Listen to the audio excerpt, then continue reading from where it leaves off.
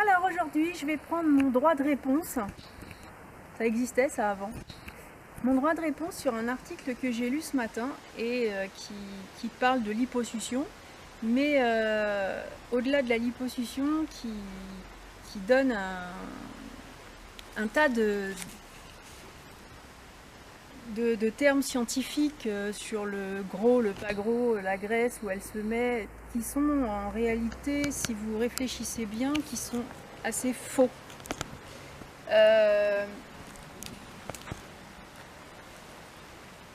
Alors évidemment, je pense que je vais répondre d'emblée à mes détracteurs. J'ai souffert d'anorexie, c'est vrai. L'anorexie n'a absolument rien à voir avec la mode, avec ce qu'on entend de partout. Sachez que Sainte Catherine de Sienne était anorexique, Sissi l'impératrice aussi, à des époques où la minceur n'était pas du tout la mode, au contraire, c'était plutôt favoriser plus les femmes rondes. C'était un signe de richesse et voilà, l'anorexie est une drogue sans apport de produits, sans substance. Ouais, merci.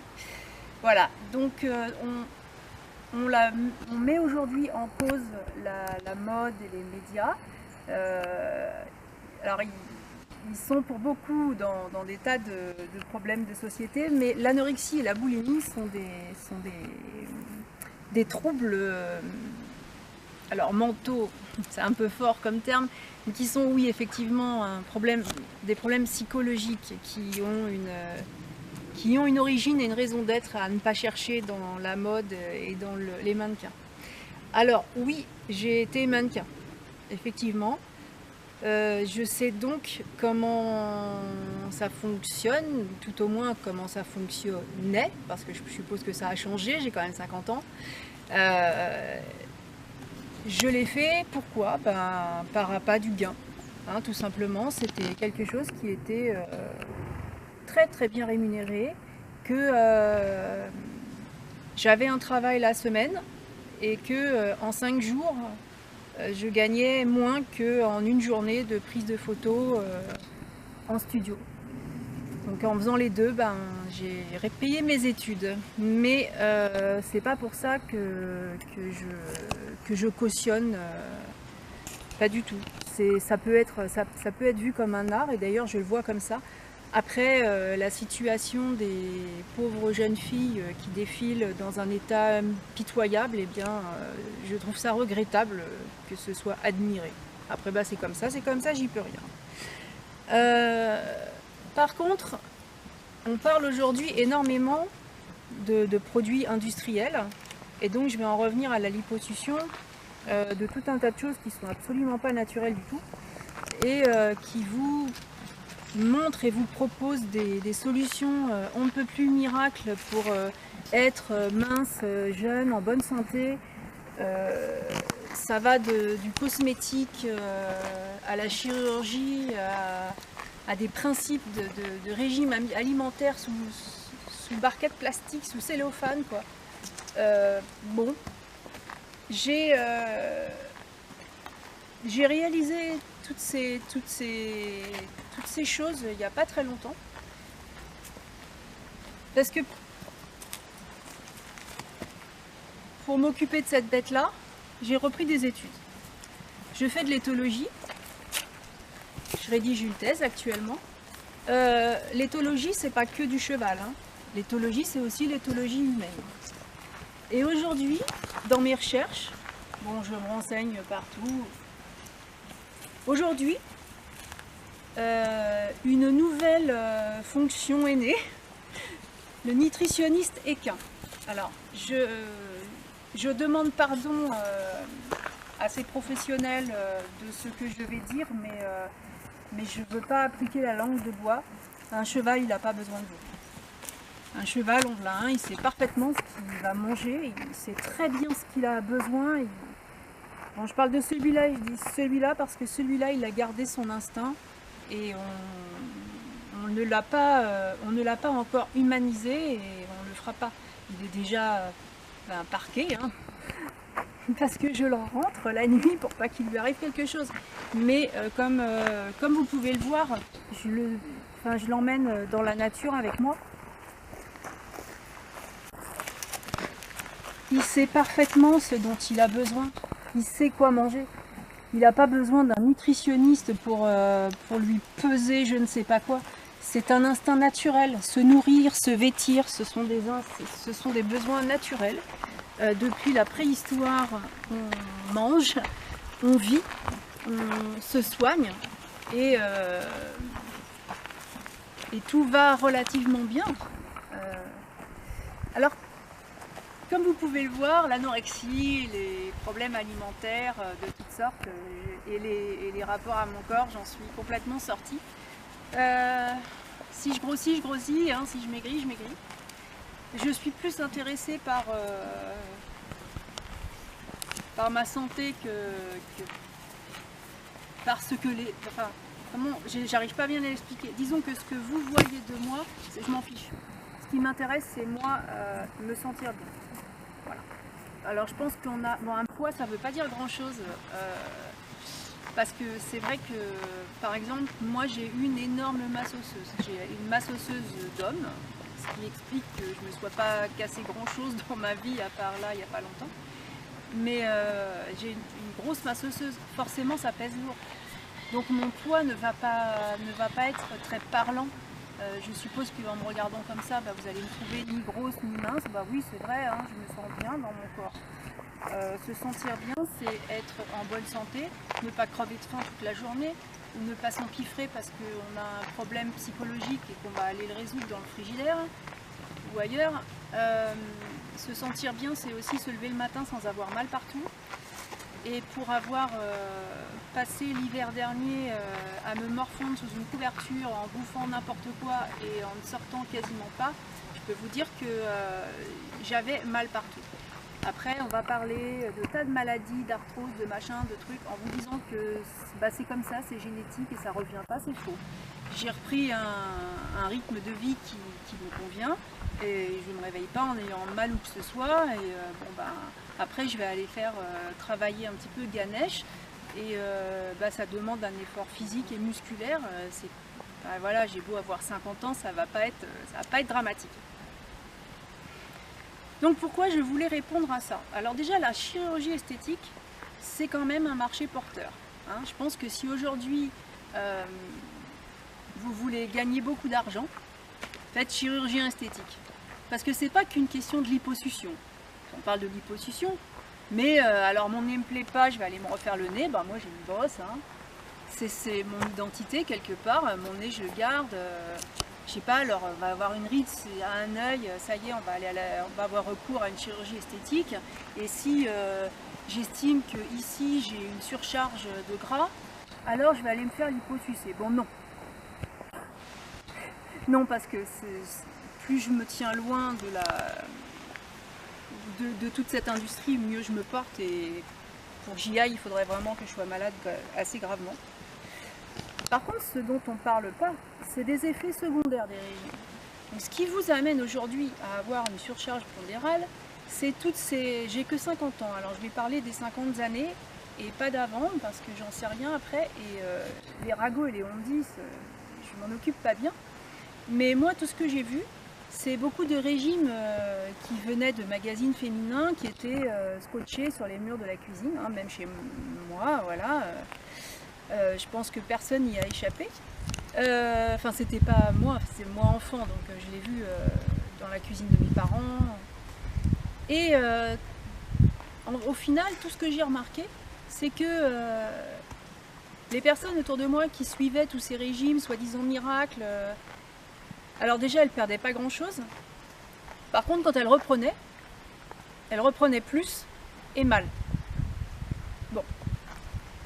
Quand j'ai voulu sortir de l'anorexie et de tout ce qui bloquait ma vie à l'époque, j'ai entendu beaucoup de choses et j'ai préféré aller étudier la question par moi-même.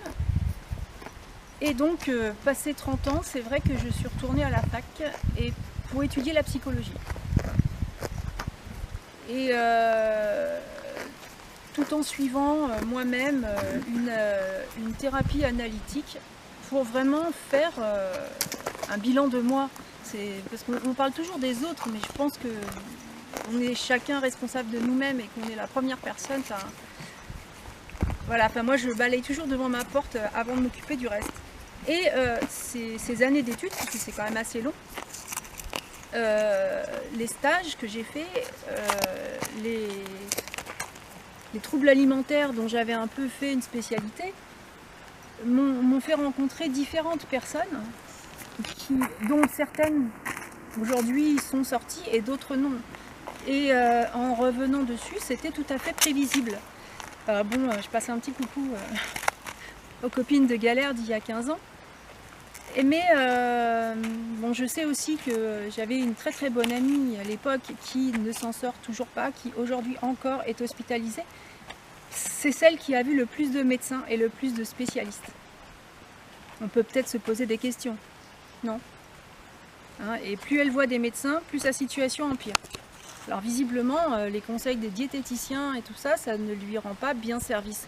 Et finalement, celles qui ont fait un peu comme moi, c'est-à-dire ont pris des renseignements à droite, à gauche, ont regardé ce qui leur convenait, ce qui leur convient pas. Bon, c'est vrai que moi, par exemple, je ne mange pas de viande, donc un régime, oui, on va dire un régime alimentaire, où il y a de la viande dedans, ne me correspondra pas. Ça me fait mal au cœur, ça va pas. Par contre, je m'interdis rien. D'ailleurs, mercredi, on a testé une petite pâtisserie là sur la place des Cordeliers. Alors là, je dois dire, c'était vraiment le top. Et puis, voilà, j'ai eu la question, on se demande où est-ce que tu mets tout ce que tu manges. Et je les dépense, c'est pas... j'ai pas plus de chance qu'une autre. Sachez que moi aussi, j'ai pris des 25 kilos parce que je foutais rien et que j'étais assise dans un coin devant une télé à l'époque parce que j'en avais une. En fait, c'est parce que j'ai été immobilisée pour des raisons de santé. Voilà. Quand tu étais enceinte. Ouais, j'étais enceinte, mais enfin, oui, parce que enceinte ou kilos. pas enceinte, parce que l'hiver dernier, j'étais pas enceinte. Quand je suis restée dans le canapé à bouffer n'importe quoi, j'étais pas enceinte, ça a fait exactement le même effet. Alors, je pense que aujourd'hui, j'ai viré la télé, les conneries et tout ça, j'ai viré. Par contre, je lis beaucoup, je lis les blogs. Je fréquente pas trop les réseaux sociaux non plus parce que bon, il y a beaucoup à laisser et pas tellement à prendre. Mais dans cet article sur la liposuction sont avancées des théories sur les cellules graisseuses, sur des choses qui sont mais totalement fausses. Sachez que si vous privez votre corps, tout ce que vous allez absorber derrière sera stocké. Parce que votre corps, donc ça c'est purement psychologique, ça n'a rien tellement de physique, c'est vraiment psychologique. Et je dois quand même rappeler que c'est le cerveau qui dirige dans toute la machinerie, là. Pas votre estomac. Il va se mettre en position de disette, de manque. Donc déjà, il ne va pas alimenter tous vos organes. En cas de jeûne, il n'alimente pas tous vos organes. Il va aller à l'essentiel. Et plus il va jeûner, plus il va aller à l'essentiel. C'est-à-dire les organes vraiment vitaux, le cœur, le cœur, le foie, les reins, le cerveau.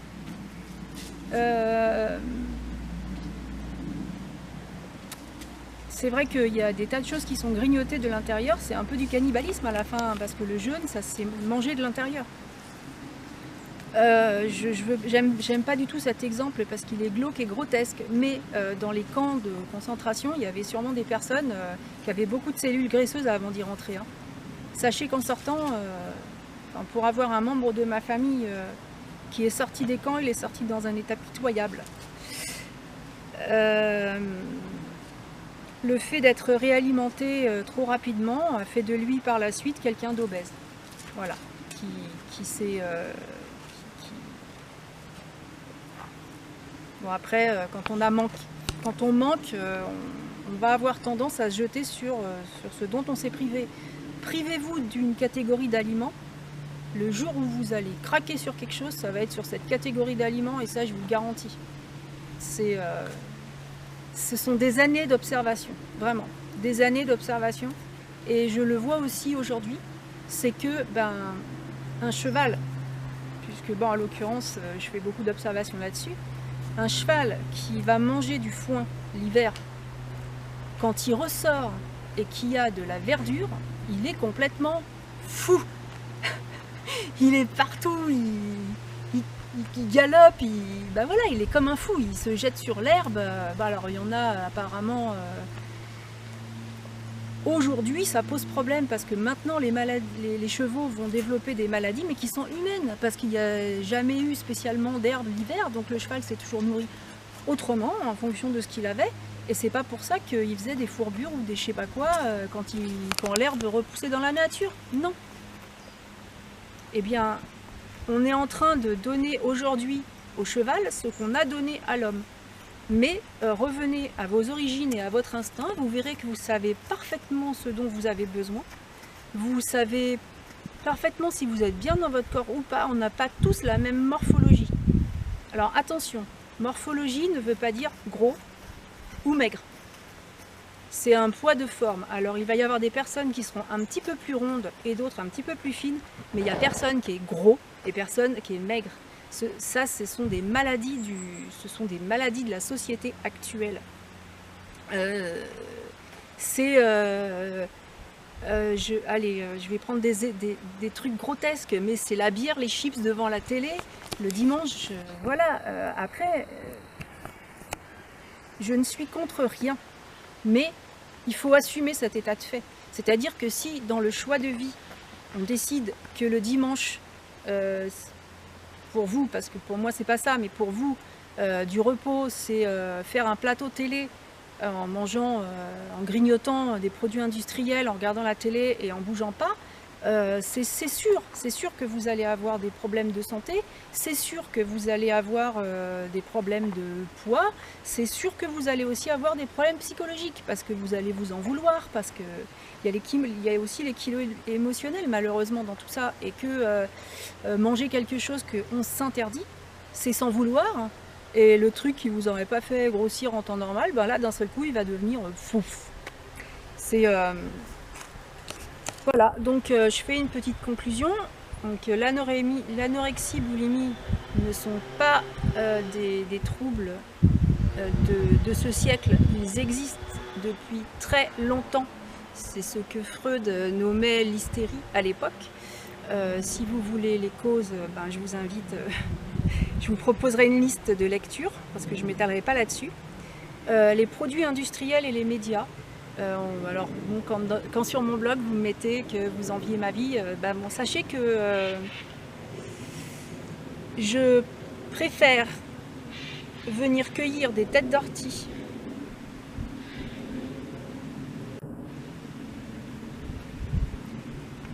prendre des pommes de terre à la ferme d'à côté et faire de la soupe d'ortie plutôt que d'aller chercher des produits industriels. Ça c'est rédhibitoire. Je ne mange rien qui soit transformé. Voilà. Et non, ça ne coûte pas plus cher, parce que les orties sont gratuits.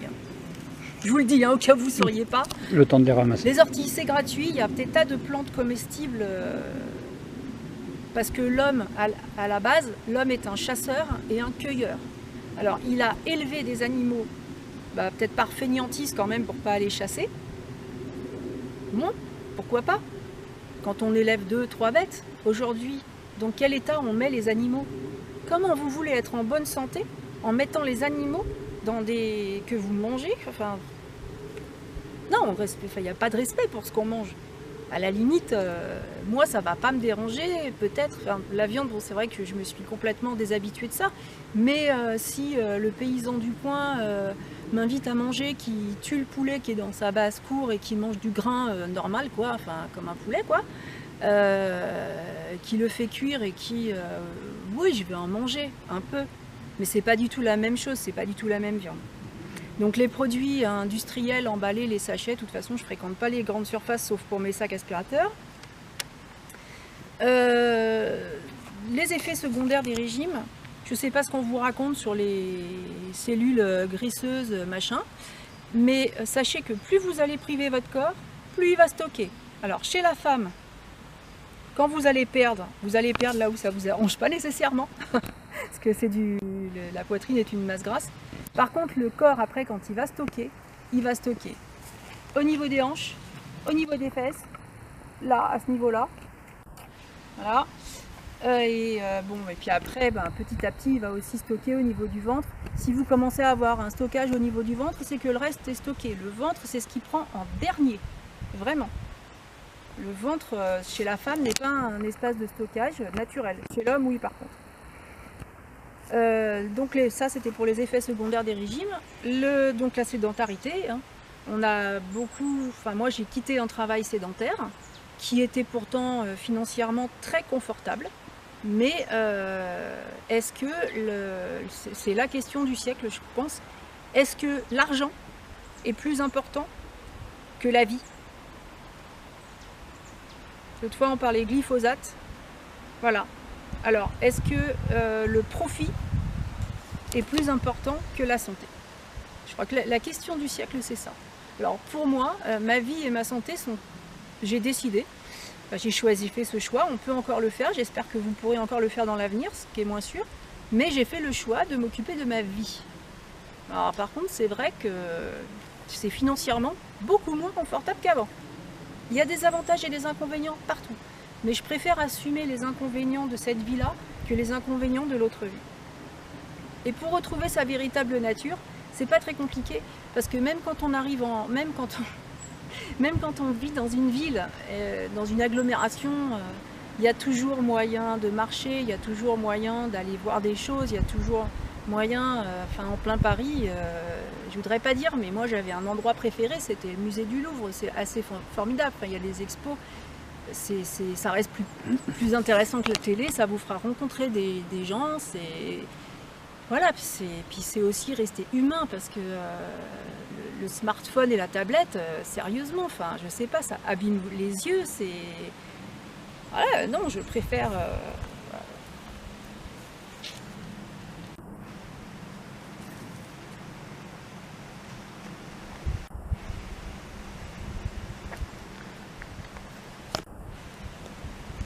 Et oui, parce qu'en venant, il y a du raisin sauvage, il y a des mûres sauvages, moi, je sais pas, on a ramassé des pommes aussi, il y a des pommiers sauvages, des pommes qui sont pas traitées depuis des années, hein. Alors c'est sûr qu'elles seraient pas vendables dans un supermarché, mais n'empêche que bon, côté nutritif, je pense que quand même il n'y a pas photo. Et voilà, c'est juste d'assumer les choix que l'on fait et d'être suffisamment responsable pour faire des choix. Voilà, je ne crois pas qu'il faille attendre une solution miracle, il n'y en a pas. Même moi, j'en ai pas. Parce que si vous venez vivre avec moi, bon déjà un régime végétarien, les animaux, tout ça, peuvent ne pas convenir à tout le monde. Après, bien sûr, étant donné que je vais travailler le matin à pied et que je rentre à pied, qu'on est en montagne ici et que je fais un certain nombre de kilomètres, je me dépense. Si vous n'avez pas l'habitude de vous dépenser, vous allez avoir des courbatures, ça va être atroce. Et les premiers jours, et c'est sûr que vous allez perdre du poids. Si c'est ça que vous attendez, alors oui, j'ai une solution magique à vous proposer. Après, que ferez-vous quand vous ne serez plus avec moi? La question, elle est là.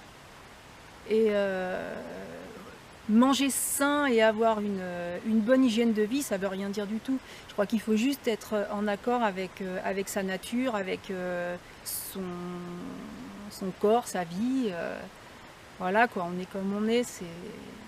Enfin voilà, très sincèrement, et ça me peine. Quelque part, l'ayant subi, ça me peine vraiment de lire des choses pareilles. Et ça me peine encore plus de me dire que si c'est tellement lu, c'est que c'est aussi attendu et que c'est dans la croyance. Voilà, donc n'hésitez pas, hein, vous pouvez laisser tous les commentaires que vous voulez. Vous avez aussi la liberté de vous exprimer. Ciao!